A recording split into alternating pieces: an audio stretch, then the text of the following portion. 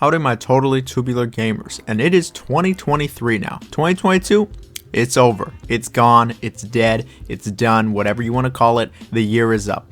Now I'd say 2022 is probably one of the most pivotal years in my entire life, and I did a lot of things, but one thing that I did do a hell of a lot of was play video games. Oh yeah, we played a ton of video games, and it's another one of those videos. It's another conquering the backlog. Now for a brief summary and some context, in 2020 I really took a stab at my backlog. There were tons of games I noticed that I had bought sometimes up to like 10 years ago that I just had never played for whatever reason. And so I was like, you know what, I'm going to finally play these games. I was going to finish a game a week. That was my goal. And in 2020 I finished 101 games. Quite a lot. In 2021 I decided that I was going to finish a couple games a month, but still going after the backlog. I finished 126 games in 2021. Now 2022, it was a little bit more of the same. It was, I'm going to try to finish a couple games every month. And so what are the results for this year? This year I finished a whopping 128 games. Yeah, I did not expect to finish that many, but I just kept playing and playing, kept finishing, and here we are with 128 games finished in a year. And before you ask, my criteria for finishing a game is playing through like the main story mode and just getting the credits to roll for me. I didn't 100% complete these games, no, I just got to the end. And as you can see on screen, there was just a ton of different games I finished, some backlog stuff, some really old stuff, some new stuff, a lot of new games, but I just played through a ton of games. And so with that in mind, I thought I would do part 3 of conquering the backlog, and I'm going to have some more tips and tricks for you. And I'm going to bump it up from the usual 5. I've got 8 tips and tricks for you on conquering your backlog, finishing all those games you bought sometimes ages ago and actually just, finishing them. Now, before you watch the video, I'd love to know down below like what you use to finish your backlogs, how you're able to finish a ton of games, what your methods are, how you can be efficient, etc. I love to always read that stuff. As always, like, share, comment, sub. This is what works for me, and so let's just get right into it. I think I'm pretty decently qualified to talk about finishing video games, so let's get on to that first tip. Now for tip number 1, we're going a little back to basics. I want you to ask yourself, what is a backlog? Now, if you look on Google what a backlog is, it is a noun and it is a accumulation of something, especially uncompleted work or matters that need to be dealt with. This is a very surface level definition of what a backlog is. What I'm saying is look at yourself and really ask yourself, what is a backlog when it comes to video games? Are these games that you bought and you've never played, sometimes for a few months, few years, decades maybe? Is a backlog games that you've started and you just haven't finished? Are they games that you just don't want to get around to? Really just ask yourself and hone in on what is the backlog. I think the best way to conquer the backlog is to really understand what the backlog is to you. It's different to everybody. It means something different to everybody. And I feel like when it comes to video games, there's no clear-cut answer. I really do think that it is decently different for everybody. Like, for instance, if you buy a game and then you don't play it the next day, is it on your backlog? When does a game go onto your backlog? What is the criteria for your backlog? How do you conquer the backlog if you don't even know what is on the backlog? And so I think figuring out what games really are on your backlog and figuring out when a game goes to your backlog is incredibly important. Now, for me personally, over the last year or so, I've really been able to reflect on what I consider my own backlog. I consider the backlog games that I have bought more than a couple years ago that I just have never even tried. I consider them games I bought 3, 4, 10, 11, 12 years ago that for whatever reason I just have never even tried them. Part of me feels hesitant to say that games I bought a few months ago or even like a year or two ago are already on my backlog, because I've got games that have been sitting there for so much longer, and it's like those should take priority. And so for me personally, the backlog is games that I've had for an extended period of time that I just haven't played for whatever reason. Again, it could be totally different for everybody. That's just what I consider it.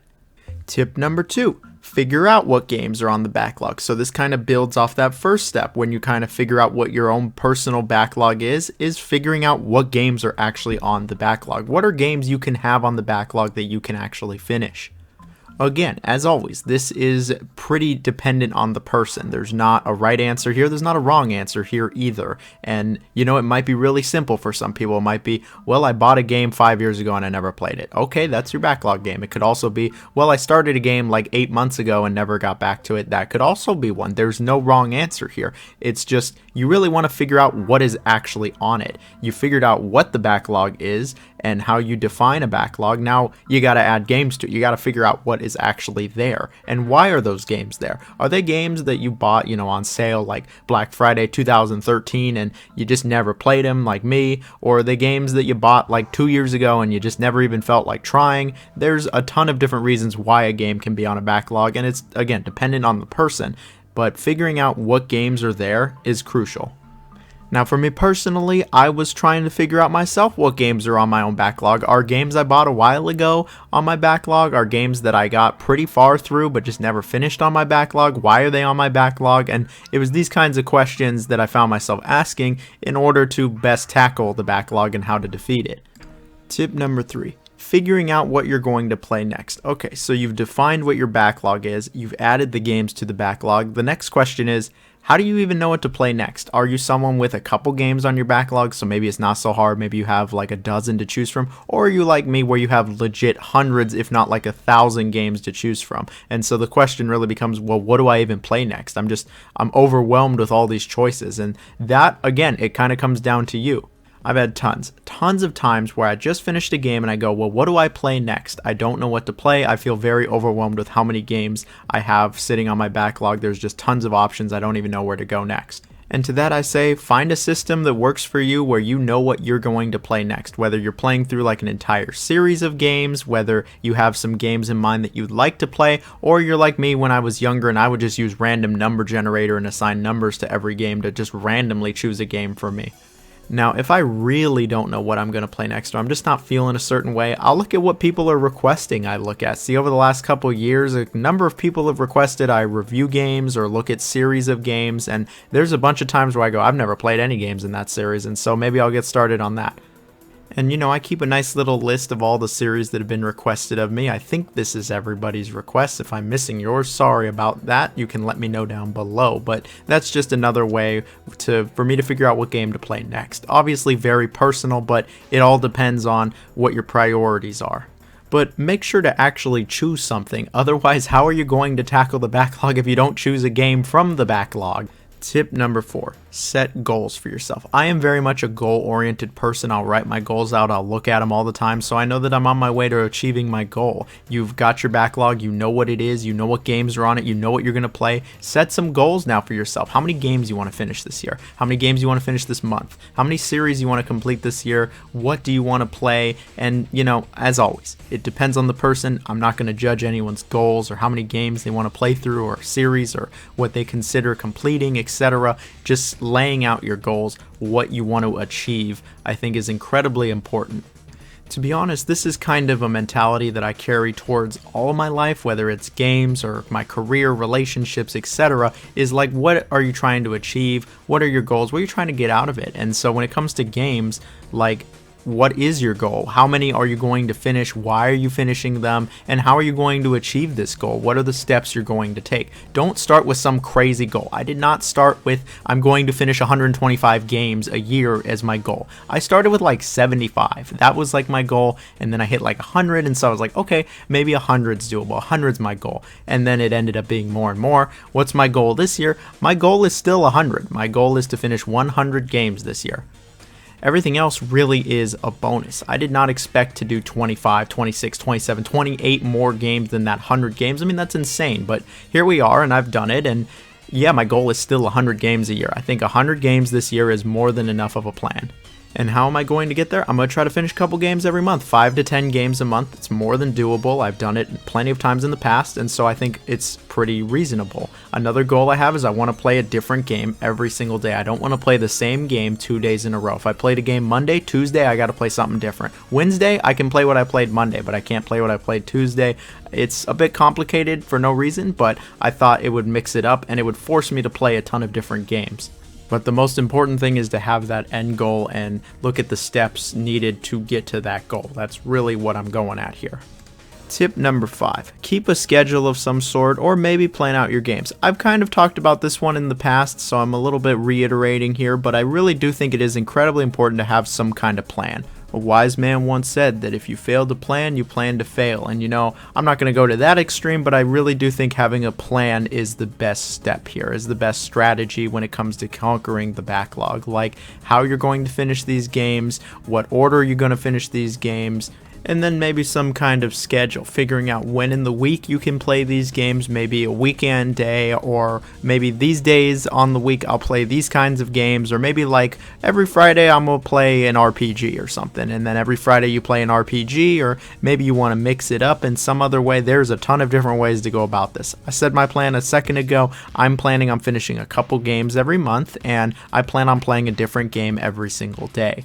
I won't let myself play the same game 2 days in a row because I think that'll mix it up. I think it'll force me to play games that I might not have played normally, and I think that can be a real benefit to me trying to finish the backlog. I'll let you know in a year how successful it was, or if I even make it a month, because I'm sure a new game will come out and I want to play it 2 days in a row, but I'm going to try to hold myself back from doing that. But having a schedule or some kind of plan really is in tangent with the setting goals for yourself. You can't have one without the other. You can't have a goal and no plan to reach the goal. You gotta have, anyway, having a plan, a schedule of some sort, figuring out how you're going to play these games, when you're going to play all that, it's really important too. Tip number 6, stay away from new games, Game Pass, PlayStation Plus, GameFly, or any of those services that give you tons of games for the cheap. Now, I know every YouTuber and their mom's going to plug Game Pass, how great of a deal it is, all these games you get for the cheap, but not me. I'm not going to plug it. This is coming from someone who has had Game Pass for many months. You get Game Pass, you're going to see all these new games, and you're going to want to play them. You're going to see that they got day one games. You're going to see they have games that you thought about playing, and you're going to play these. You're going to play these games, and you're not going to play the games that you bought years ago. You're going to want to play those new games that are on Game Pass. Oh, they just added Plague Tale Requiem or whatever, day one on Game Pass. You're going to want to play that. You're not going to want to play, say, a game you bought 10 years ago, and that's why I say stay away from those. Stay away from PlayStation Plus, all those different tiers and all of that with all those extra games, because you're never going to play the games on your backlog. You're just going to be playing these new games, and that's a struggle that I face, honestly. I feel like I come on here every year and I'm like, stop buying new games, stop getting new games, you're never going to finish the games you already bought. And I look at all the games I finished in 2022 and I'm like, wow, a lot of these, if not like half of these, are games I bought this year. What am I doing? I'm not finishing the games I already bought. And it's like, I just don't even know what to say. I'm not even taking my own advice, so I'm going to just try saying it again. Stop buying new games. Don't sub to Game Pass if you've already got plenty of games to play. If you already have plenty of games to play, don't get all those PlayStation Plus tiers. Don't get GameFly where it's like $1 a month or whatever. Just play the games you already have. It's literally basically free at this point. You've already bought them. Just play the games you already have. Tip number 7, value your time. As we get older, we have less and less time. I don't have anywhere near as much free time as I did in like college or high school or in between jobs or anything like that. I'm pretty busy, all things considered, and I realize that you really do have to value and maximize the time that you have. Our time on this earth is limited, it's not forever, and you really got to make the best of it. But what does this mean when it comes to conquering the backlog? This could be said for basically everything. And what I mean by that is make sure the game is actually worth your time. If you're playing a game that you bought maybe like 5 years ago and you play a couple hours of it and you're like, I don't really like this. I don't really want to play any more of it, but I'll just keep playing it because I bought it all those years ago and I feel obligated. No, if you're not enjoying a game or if you're not loving a game or it's not clicking with you for whatever reason, then don't play it. Just drop it. There's nothing wrong with dropping it. Sometimes you can drop a game and then come back many years later and you might like it. Sometimes you drop it and you never do go back to it and you just have that memory of you not liking it. I have plenty of games like that for both sides.